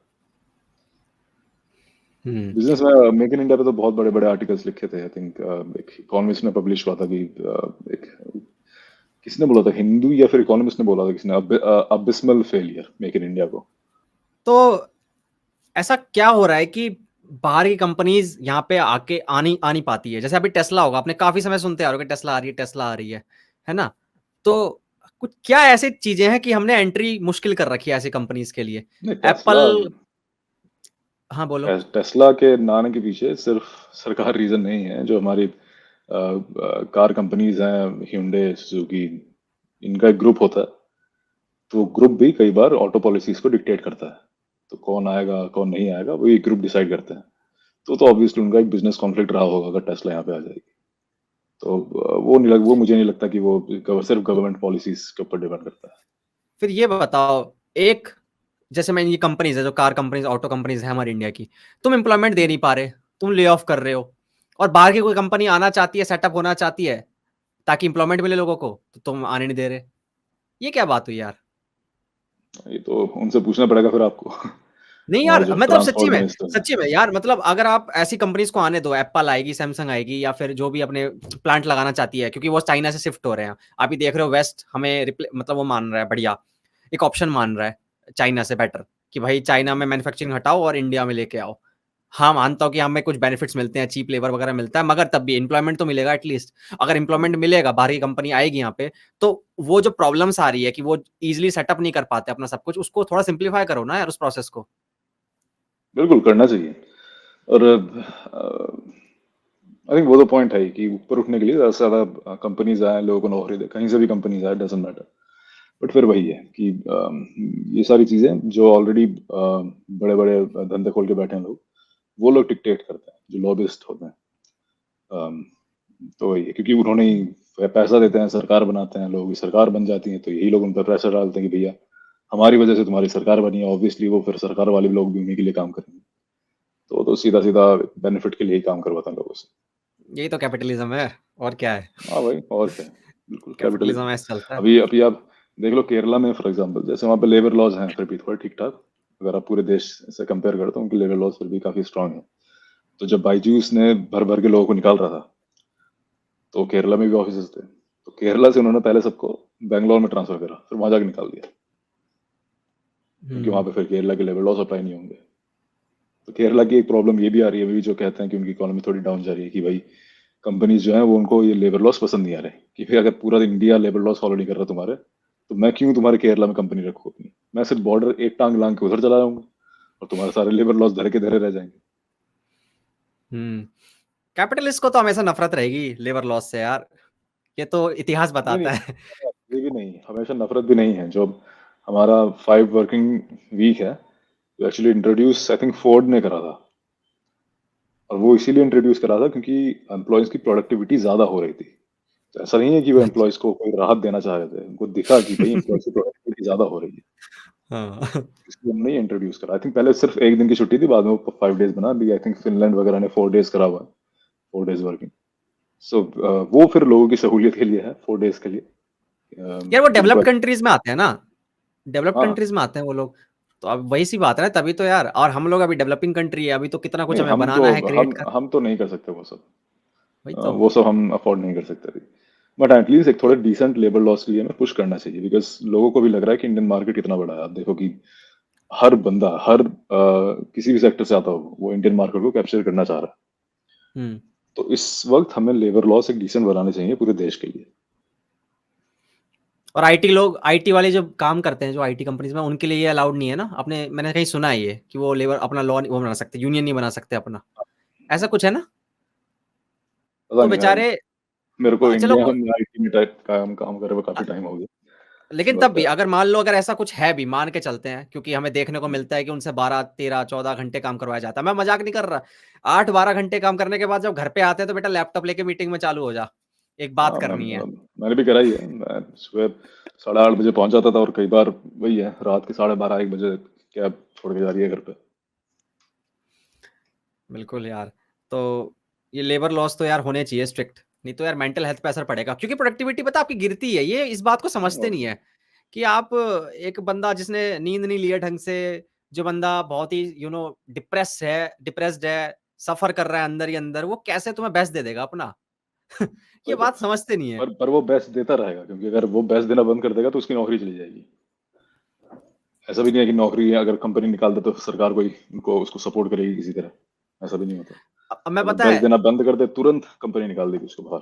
तो यार एक लेवल पे अगर बंदा अपने काम से खुश होगा ना, ये मेरा खुद का है यार, काम से खुश होगा ना, वो हैप्पी होके आएगा, खुश होके आएगा, उसकी सैलरी अच्छी मिल रही होगी, तो घर पे भी आके अच्छा रहेगा। एक लेवल पे उसकी मेंटल हेल्थ भी अच्छी रहेगी, तो अच्छा परफॉर्म कर पाएगा, अपने रिश्ते बिल्कुल। निभा पाएगा सही से। तो कैपिटलिज्म ने ऐसा टॉक्सिक माहौल बना दिया है कि बेचारा अब क्या करेगा, फ्रस्ट्रेशन ही निकालेगा। ऊपर से थेरेपी और अफोर्ड नहीं कर सकता, थेरेपी आप ले नहीं सकते, थेरेपिस्ट है नहीं, यहाँ पे थेरेपिस्ट बोलते हैं भाई हम तो मांगेंगे। अब जितने भी थेरेपिस्ट जिनसे मेरी बात होती है ना, वो बताते हैं रवि नहीं होने वाला चेंज, ये नहीं होगा रवि चेंज। तो मैंने बोला ठीक है यार, फिर मरने दो लोगों को, करने दो भाई, डिप्रेस होने दो उनको, मैं क्या कर सकता हूँ भाई अब इसमें? क्योंकि यार अब एक इंसान ने इतने मेहनत करके किया, वो थोड़ा ना बोलेगा मैं 300 रुपए 1 घंटे के लूँगा। यहाँ तो 1000, 1500, 2000 चार्ज करते हैं 1-1 घंटे के लो। आप बताओ हाँ, कॉमन आप कर पाओगे? ये बताओ, अगर मैं बोलूँ भाई तेरे को महीने में 3 बार आना है और मैं तेरे से 2-2 हज़ार रुपए लूँगा, आपकी सैलरी है 15,000, आप करोगे? बोलोगे हाँ यार मैं आ रहा कौन हूँ? करेगा, नहीं, सही बात है। नहीं आओगे आप। तो ये सब अच्छा, ग्राउंड से ही शुरू होंगी कि भाई कोई नेता खड़ा हो, कोई पार्टी खड़ी हो कि भाई हम इन सब चीजों पे काम करेंगे, हम लेबर लॉस लेकर आएंगे, हम एक यूनिवर्सल हेल्थ केयर बनाएंगे आप लोगों के लिए। ऑब्वियसली इंडिया के लिए ये सब करना बहुत मुश्किल है, क्योंकि हम इंडिया जो टैक्स है वो हमारे जीडीपी का करीबन आई थिंक 12% कुछ है, 12-13%। अब वेस्ट में जाके देखोगे, जर्मनी के लिए I think it's 37%, Sweden Finland के लिए इट्स 40%। तो ऑब्वियसली इंडिया के लिए ये सब करना बहुत ज्यादा मुश्किल है, बट एटलीस्ट एक डिस्कशन शुरू हो इन सब चीजों को लेकर। हुँ। अच्छा, आप जर्मनी में कितने साल रहे हो? अभी तो हो गया 5 साल तो हो गया। तो वहाँ के हेल्थ केयर और यहाँ के हेल्थ केयर में कितना फ़र्क है? मैं मानता हूँ कि मुझे कंपेयर नहीं करना चाहिए, पर मैं जानना चाहता हूँ एक बार। आई मीन जमीन आसमान का फर्क है वहाँ पे। तो ऑब्वियसली बताओ टैक्स भी तो। ज्यादा होता है मेरा, जैसे 43% टैक्स है मेरा, तो शिट! उस और ये हाँ कोई तो टैक्स स्लैब नहीं है? कोई टैक्स स्लैब है या फिर ऐसे ही? है, टैक्स स्लैब है, टैक्स स्लैब है। हाँ, फिर ठीक है। फ्लैट और भी 43। ज्यादा है लोगों का, मेरे से भी अच्छा। ज्यादा है कुछ लोगों का जो और भी बहुत पैसा कमाते हैं। बट उसमें फिर आपको फैसिलिटीज मिलती हैं, आपका हेल्थ केयर और आपकी फैमिली का हेल्थ केयर पूरा रहता है, आपको कोई हॉस्पिटल वगैरह में पैसे देने की जरूरत नहीं है, आप मंथली फ्री चेकअप है? करा सकते हो फैमिलीज का। हाँ, सब फ्री है। फ्री? हाँ। और उसके ये बाद तो आपकी अगर आपकी जॉब चली जाए तो फिर सरकार आपको पैसा देगी 1 साल तक, जितना आपको मिल रहा कितना? था। उतना ही जितना मिल सैलरी रहा का, था? नहीं सैलरी का 70% होता है I think। जितना प्री ग्रेट। टैक्स के बाद नेट सैलरी आ रही थी उसका 70%, और उसके अलावा भी अगर आप रिटायरमेंट ले लो तो पेंशन भी सरकार देती है। ये सब वाओ! फैसिलिटीज हैं, बट फिर अगेन उनका पर टैक्स वो टू टैक्स से जीडीपी आ रहा है। रेशियो या 38% है, और हुँ। टैक्स ले भी 43% का है। टैक्स इंडिया में अब अभी जैसे निर्मला सीतारमण टैक्स लेकर आई, तो लोगों ने मजाक बनाना शुरू कर दिया कि मिडिल क्लास से ही सारा पैसा लोग, ये टैक्स तो देना पड़ेगा, बिना टैक्स कैसे चलाएगा था। मैं आधे साल तो जर्मनी रिच में से लो रहता हूँ, ना। आधे साल इंडिया में रहता हूँ। हाँ मतलब रिच से भी लेना पड़ेगा। रिच इंडिया में क्या है, रिच से टैक्स लेने में कि जैसे ही आपने टैक्स बढ़ा दिया, फॉर एग्जाम्पल 30% से ज्यादा कोई टैक्स स्लैब है नहीं इंडिया में। 15 लाख पे आपका 30% लग जाता है, ठीक है। हुँ। अब जो बंदा 15 लाख कमा रहा है, मान लो 16 लाख कमा रहा है नोएडा में, ठीक है, उसका 30% कट गया। कोई बैंगलोर में बैठा है, उनकी 1-1 करोड़ के भी पैकेज है, उनका भी 30% लग रहा है। ये तो कोई बात नहीं हुई ना, उनसे आप हुँ, थोड़ा हुँ, ज्यादा ले हुँ। सकते हो। बट उनसे ज्यादा इसलिए नहीं लिया जाता क्योंकि अगर उनसे ज्यादा लेंगे तो वो देश छोड़ के चले जाएंगे।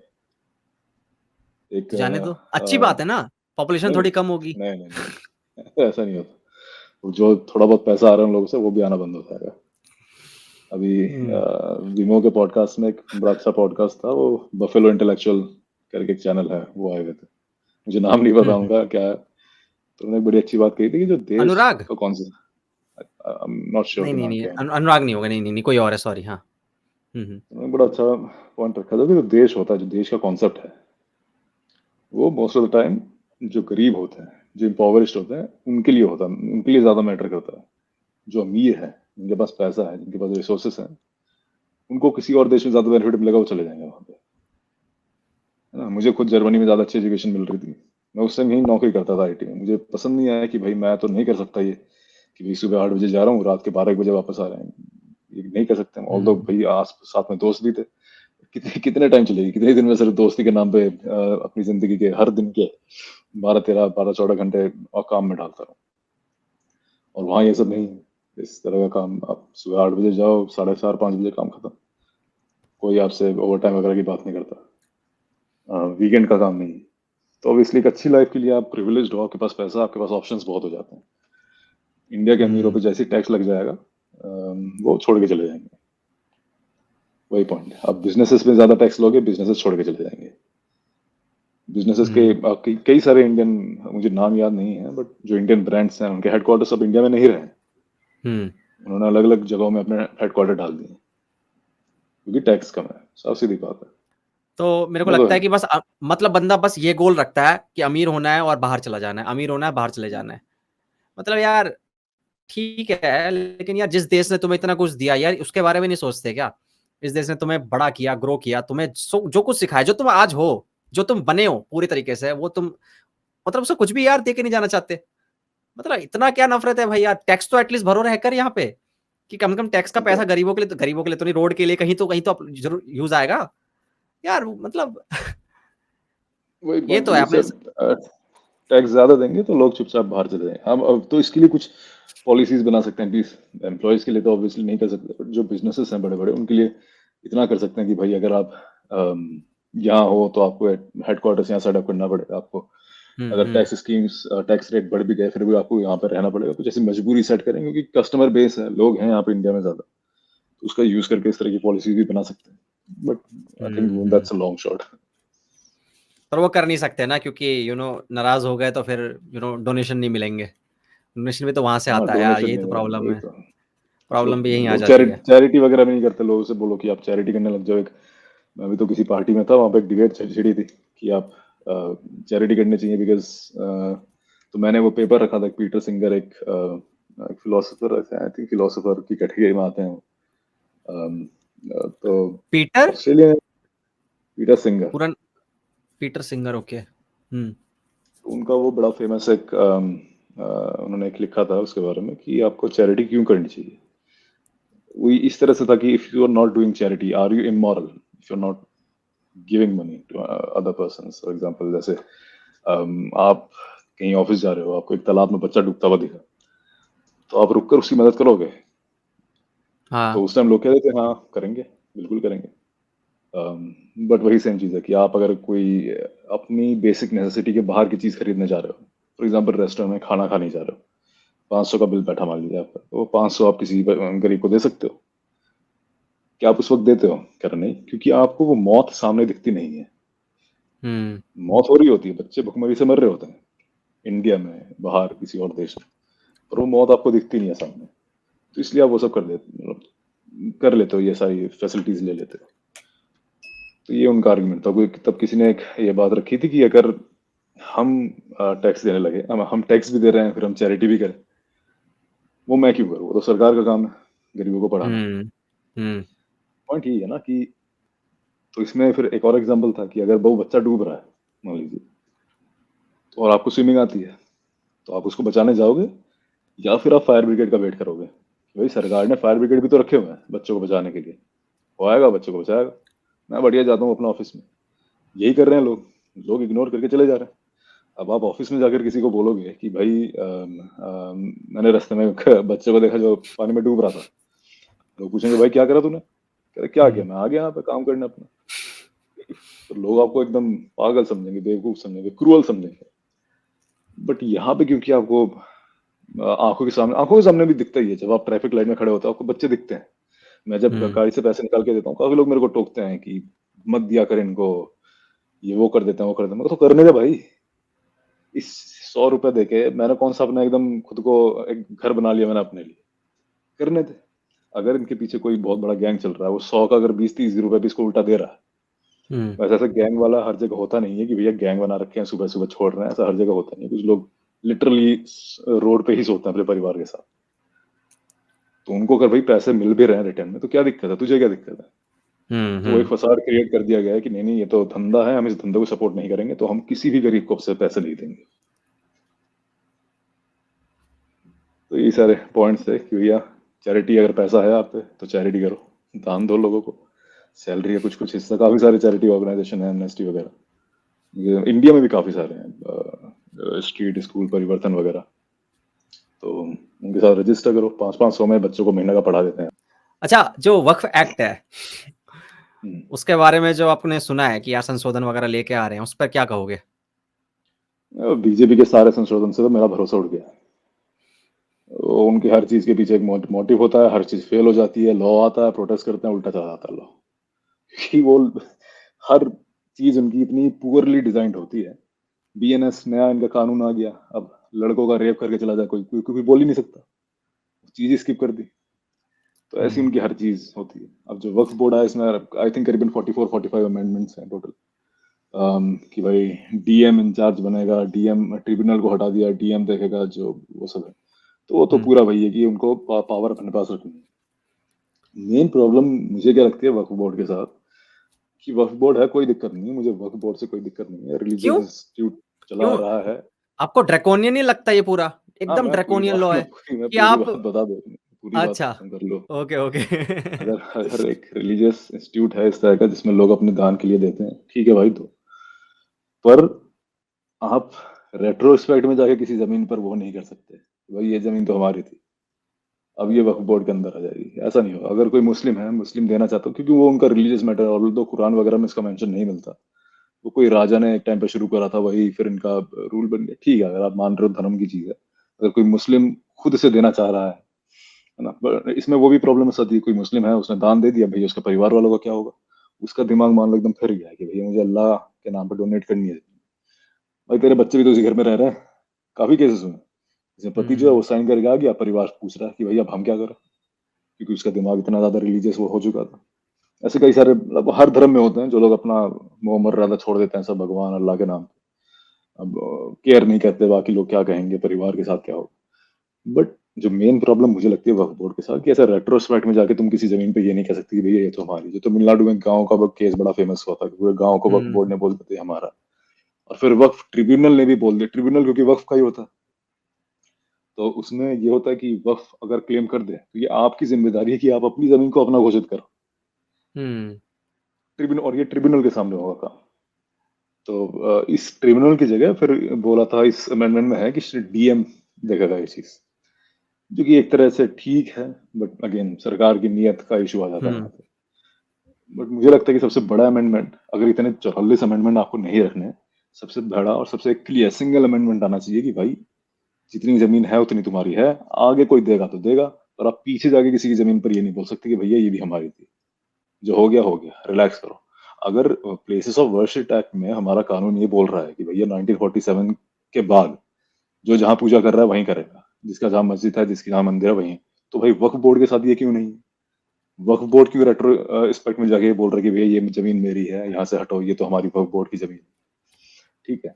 दूसरा पॉइंट ये आया कि किरेन रिजिजू ने जब ये इंट्रोड्यूस कर रहे थे, तो वो सच्चर कमेटी की रिपोर्ट पे उन्होंने बोला कि भाई 2009 के आसपास आई थी सच्चर रिपोर्ट। उन्होंने बोला कि ये जो वक्फ बोर्ड है, इसमें जितनी जमीन है इनके पास, क्योंकि कमर्शियल जमीन स्पेसेस भी होते हैं काफी सारे, रेंटेड स्पेसेस भी होते हैं काफी, तो उसमें इनकी सालाना आय होनी चाहिए थी करीबन 12,000 करोड़।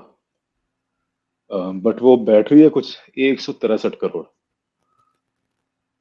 तो उन्होंने बहुत बड़ा बोला था फ़र्क कि है। इतना, हाँ, उन्होंने कहा था कि इतना बड़ा करप्शन है ये तो ये बात किरण रिजिजू ने बोली थी पार्लियामेंट में अमेंडमेंट आते टाइम, कि भाई ये चीज तो मतलब ये एक रीजन की तरह बताया गया था कि ये करप्शन इतना ज्यादा हो रहा है, इसलिए हम इसमें खुद की और ज्यादा इन्वॉल्वमेंट बढ़ाना चाह रहे हैं। कि तो फिर उन्होंने आधा मतलब रिपोर्ट को आधा पढ़ा। बाकी रिपोर्ट में क्या लिखा था कि भाई ये जो वक्फ बोर्ड की जमीनें हैं, इनमें काफी जमीनों पर सरकार ही कब्जा करके बैठी है और सरकार ही पैसा नहीं दे रही है उनको। अपने ओके। ऑफिसेस खोल दिए, अपने मंत्रालय खोल दिए वगैरह वगैरह। उस चीज की बात नहीं करी उन्होंने। उन्होंने ये नहीं कहा कि अगर वक्फ बोर्ड के अमेंडमेंट में, फिर सरकार को तो सबसे पहला अमेंडमेंट ये लाना चाहिए कि हम जिन चीजों पर कब्जा करके बैठे हैं वो सारे केसेस रिजॉल्व हो पहले, उनको फटाफट फास्ट ट्रैक कोड बना के उनको रिजॉल्व कराया जाएगा। तो ये हम्म। मतलब इसलिए मैं उनके अमेंडमेंट के तो अगेंस्ट हूँ कि ये कोई अमेंडमेंट नहीं है। उनको भेज दिया पार्लियामेंट्री कमेटी के पास अभी रिव्यू करने के लिए, वो होता रहेगा वहां पर रिव्यू। तो जल्दबाजी में पता फलाना कुछ भी ड्राफ्ट कर देते हैं, ब्रॉडकास्ट बिल जैसे हवा में कुछ भी एक ड्राफ्ट करके फेल दिया। सेम चीज इसी के साथ करो। सिंगल एक पहला अमेंडमेंट लेकर आओ अगर आपको सही में कुछ ढंग का करना है कि भैया वक्फ बोर्ड ऐसे किसी रैंडमली किसी को जाके ये ना बोल दे कि भैया ये जमीन हमारी है उससे। ऐसे बिल्कुल। ज्यादातर लोग नहीं करते हैं, बट जो तमिलनाडु को केस हुआ था और भी कई सारे केस हुए हैं वो लोग करते हैं। एएसआई का देख लो आप, आर्कियोलॉजिकल सर्वे ऑफ इंडिया कह रहा है यार मेरी कितनी प्रॉपर्टी को, ये जो एएसआई जो उनका एक्ट होता है उसमें प्रोटेक्टेड है वो जो प्रॉपर्टीज, उनको आके क्लेम कर रहे हो आप। ताजमहल आपका, हम्म। ताजमहल जो कि यार और मतलब कौन ऐसी कोई प्रॉपर्टी यार जिसपे आपका लेना देना ही नहीं था कुछ, आप कह देते हो भाई हमारी प्रॉपर्टी है। अभी पता है इस पे ना आनंद रंगनाथन है, वो एक बात कहते हैं कि यार अगर इस कम्युनिटी को आपने पावर दे रखी है तो हमारी कम्युनिटी को पावर दे दो, फिर देखो कैसा लगता है कि अगर हम भी क्लेम करने लग जाए। मान के चल लो, एक मैं हाइपोथेटिकल बात कर रहा हिंदू हूँ, हिंदू का भी टेम्पल बोर्ड वगैरह है, हिंदू की भी, जो लेकिन मान अपनी के चलो खुद मैं की ऐसे प्रॉपर्टी क्लेम करने मैनेज लग कर जाऊं, रहे हैं। मान लो मैं आपके घर हाँ आके बोलूं वही, भाई यहाँ पे तो भाई, वही। अब सोच के देखो, आपको पता, आपको प्रूव करना है कि यार ये मेरी प्रॉपर्टी वही है। तो मैं बोल रहा हूँ ना, तुम ऐसे नहीं कर सकते भाई। अगर तुम्हें अब से इस point onward, this point onward तुम्हें कोई बोल रहा है कि हाँ भाई मेरी जमीन ले ले, हम्म। एकदम डॉक्यूमेंट, मतलब कोई मान लो मैं मुस्लिम हूँ, मेरी जमीन है 200 गज की, मैंने बोल दिया ये अब मेरे वक्फ के अंदर, ठीक है भाई, रिलीजन प्रैक्टिस करने की आजादी है सबको, तुम दे रहे हो, बहुत बढ़िया बात है। हम्म। पर वक्फ बोर्ड नहीं कर सकता है काम कि जाके बोले कि नहीं नहीं ये जमीन जो जिसपे तुम रह रहे हो 100 साल से ये हमारी है। क्यों भाई, कौन है तू? हम्म। और ट्रिब्यूनल भी उनका जाके प्रूफ भी वो लोग करे। ऐसा नहीं कि वक्फ बोर्ड कोई आके प्रूफ देगा कि देखो ये वो देखे गए थे। प्रूफ भी उनको ही करना पड़ेगा। ये सब फालतू की बात है, पूरा अपीजमेंट करने के लिए। आई थिंक 1993 या 5 में लॉ लाया गया था, हाँ।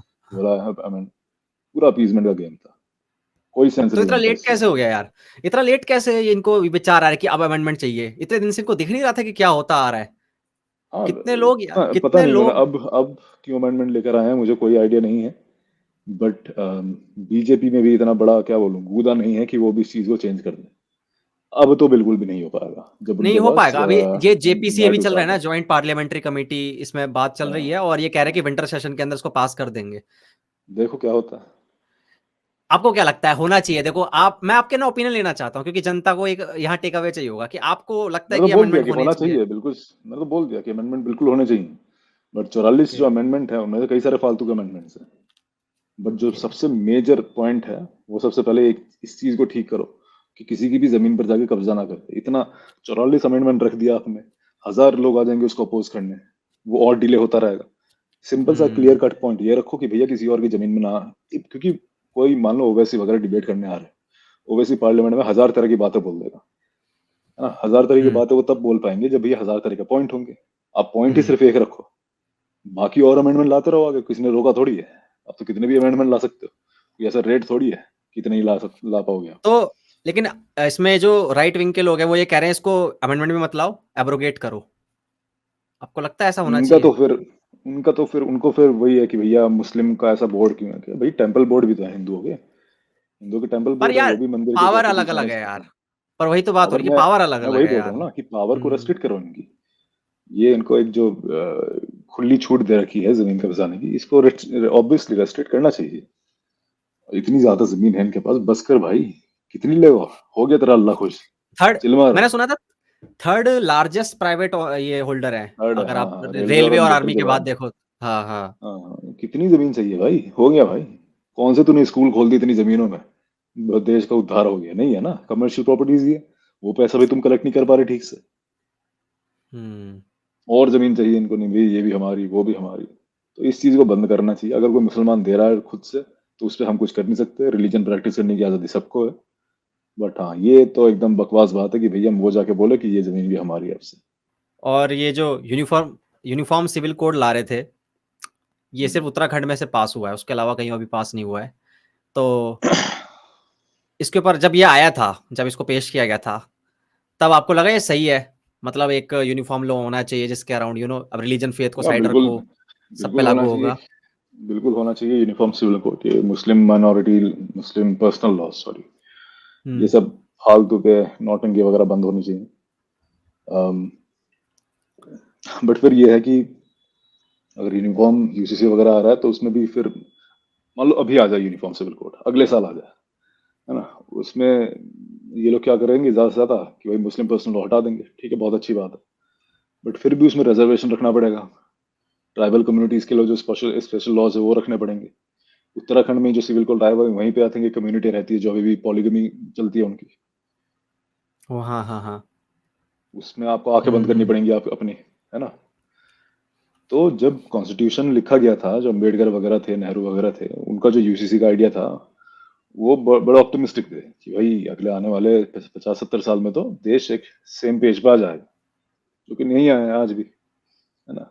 एक मैंने हुँ, किसी बंदे से डिबेट कर रहा था, वो रिजर्वेशन के अगेंस्ट बोलने आया था। कह रहे थे कि भाई बाबा साहब के टाइम पे तो ज्यादा रिजर्वेशन था, उस टाइम उन्होंने ज्यादा कास्टिज्म था, उस टाइम रिजर्वेशन दे दिया उन्होंने, ठीक है। हुँ, अब तो रिजर्वेशन कास्टिज्म बहुत कम हो गया। हुँ। मैंने कहा भाई आप ब्राह्मण घर से आते हो? कह रहा हाँ। क्या शादी होगी आपकी? कह रहा नहीं शादी तो नहीं हुई। कह रहा आपके पिताजी ब्राह्मण लड़की से शादी कराएंगे? कह रहा हाँ ब्राह्मण से ही कराएंगे। मैं तो कहाँ गया कास्टिज्म, है ना? बीबी तेरे खुद के घर में है भाई, तू कहाँ दुनिया में देखता फिर रहा है कास्टिज्म, तेरे खुद के घर में है। तो वही है कि आज तक लेवल प्लेइंग ग्राउंड तो किसी को नहीं मिला। लोअर कास्ट आज भी लोअर कास्ट है, कुछ एक परसेंटेज सरकारी नौकरी में आया पाया, उनमें से भी कुछ एक परसेंटेज, छोटा परसेंटेज बड़े पोजीशंस पा चुके हैं, और उसी को लेकिन लेकर लेकिन ये हंगामा। ये ये बातें जो आप कह रहे हो कि ऊपर अभी भी नीचे वाले लोग नीचे ही हैं, ऊपर वाले ऊपर ही रह रहे हैं। क्योंकि ये कोई डाटा तो है नहीं, आपने हमने बात भी करी थी कि कास्ट सेंसस उसके लिए हुए नहीं कास्ट है। सेंसस चाहिए। हाँ, वही कह रहा हूँ ना, ये पता भी तो करना उसके लिए, पड़ेगा कि प्रॉब्लम हाँ कहाँ है, वही है किस वर्ग को आ यूसीसी। रही आप है। ऐसे, वही मैं वहीं पे कंक्लूड करने वाला था कि यूसीसी आप ऐसे ही हवा में नहीं ला सकते। इन सब चीजों को आपको देखना पड़ेगा, उसके लिए आपको सेंसस कराने पड़ेंगे, डेटा चाहिए। एक तो बीजेपी के आने के बाद से डेटा निकालना इतना मुश्किल हो गया है। फार्मर सुसाइड, स्टूडेंट सुसाइड, ये सब क्लियर डेटा मिल ही नहीं रहा है। बाहर के लोग आके वो लोग अपने अपनी रिसर्च कर रहे हैं, वो लोग डेटा निकाल के दे रहे हैं आपको। एनसीआरबी जो बाहर के प्राइम कौन? ब्यूरो है, बाहर के जो कौन? जो रिसर्च ऑर्गेनाइजेशंस होती हैं, जो लोग आपको डेटा देते हैं, जिनको फिर ये लोग रिजेक्ट कर देते हैं कि नहीं नहीं ये डू तो यू फालतू का थिंक कि डेटा है। नहीं, नहीं यही मेरे को ऑप्शन क्वेश्चन था, ये मेरे मन में सवाल था। कुछ बाहर की ऐसी जो जैसे मीडिया ऑर्गेनाइजेशन है या रिसर्च और ये हम्म। इंस्टीट्यूट्स वगैरह हैं, कभी-कभी ऐसा नहीं लगता कि ये जानबूझ के इंडिया की इमेज को खराब करने के लिए कुछ ऐसे हाँ रिपोर्टर बिल्कुल, सामने रख देते काफी हैं? सारे काफी सारे रिपोर्टर्स ऑब्वियसली करेंगे ये काम। हमें चाइना हमारा सबसे बड़ा कॉम्पिटिटर है, चाइना से बहुत ज्यादा सारे मीडिया हाउसेस फंडेड है, तो वो ऑब्वियसली करता ही कोई है गलत ऐसा, रिपोर्ट। हाँ। हाँ, हाँ, वो ऑब्वियसली करता कोई है गलत ताकि रिपोर्टर क्यों कमाए। आए, ये कहना भी बेकार होगा कि सारी रिपोर्ट बढ़िया होता। बट अगर आपको बाहर की रिपोर्ट को नहीं मानना है, कम से कम खुद का तो एक डेटा दो ना। हम हुँ। किसका डेटा यूज करें? अगर मैं एक आर्टिकल लिख रहा हूँ फार्मर सुसाइड पे, मैं किसका डेटा यूज करूँ? क्योंकि हमारे सरकार तो दे नहीं रही है डेटा। एनसीआरबी नहीं रखती इनका डेटा? एनसीआरबी फार्मर सुसाइड का डेटा देखते हैं जरा। हाँ नहीं, है एनसीआरबी का डेटा। इन 2022 11,290 सुसाइड्स इन फार्मिंग सेक्टर। तो अभी परेशानियां पूछ रहे थे, एक और परेशानी मिल गई। तो ये लोन के कारण ही हो रहा है बस, या फिर कुछ और भी रीजंस लग बहुत रहे हैं सारी आपको? चीजें, बहुत सारी चीजें हो सकती हैं। तभी तो कह रहा हूँ कि अगर फार्मर्स कर रहे हैं, तो ये फैमिली इश्यूज भी तो हो सकते हैं इसमें। हो सकता है फैमिली में कुछ चल रहा हो, तो कुछ उन फैक्टर्स को भी तो अलग करना चाहिए ना, ताकि एटलीस्ट प्रॉब्लम तो पता चले कि हाँ, एग्जैक्ट में ये प्रॉब्लम यहाँ आ रही है और गवर्नमेंट ये आके कर सकती है इसको ठीक। हाँ बिल्कुल होना चाहिए। हुँ। वो जो मूवी आई थी पठान वाली, जिसमें पता नहीं पठान ही थी, जवान थी, मैं नाम में कन्फ्यूज़ हो रहा हम्म। हूँ, शाहरुख खान की थी, देखी थी मूवी? उसके अंदर वो जो फ़ोन करता है कि इस बिलियनियर का टैक्स तुमने माफ़ कर दिया पर किसान का नहीं किया। पता नहीं आपने शाहरुख खान अच्छा की वो हाँ मूवी हाँ देखी कि नहीं? है ना? जवान थे आई थिंक, जवान। हाँ, हाँ, जिसको बहुत लोगों ने डिफेंड किया था कि भाई ऐसा नहीं चलता है यार, वो दोनों लोग लोन अलग होते हैं। तो ऐसा पॉसिबल नहीं है क्या मतलब कि आप किसान के लोन माफ़ कर पाओ? देखो जो बड़े बड़े लोन्स होते हैं ना, जो ये बिजनेसमैन वगैरह के लोन माफ कर दिए जाते हैं, उनका लोन का स्ट्रक्चर थोड़ा अलग होता है। उसमें बैंक, जो बिजनेस लोन्स होते हैं उनमें बैंक का भी रिस्क फैक्टर होता है। जो किसान को ये छोटे छोटे लोन दिए जाते हैं 1 लाख 1.5 लाख वाले, वो सिर्फ लोन होता है कि मैंने तुझे 1 लाख पैसा दिया है, 1 लाख रुपए दिए हैं, तू 4 साल बाद मेरे को 1.5 लाख रुपए वापस देगा, 1.5 लाख 2 लाख जो भी है। जो बड़े बड़े बिजनेसेस में लोन दिया जाता है वो एक तरह से इन्वेस्टमेंट होता है। बिजनेस डूबा तो आई मीन कुछ केसेस में होता होगा कि डायरेक्ट पैसा ही दे दिया, बट काफी केसेस में बैंक एक तरह से इन्वेस्ट करते हैं उस बिजनेस में, उस बड़े आदमी के नाम में। तो इसलिए जब उनका बिजनेस फेल होता है तो एक आई थिंक एक साइड डोर होता है कि आप लोन भी माफ करवा पाओ।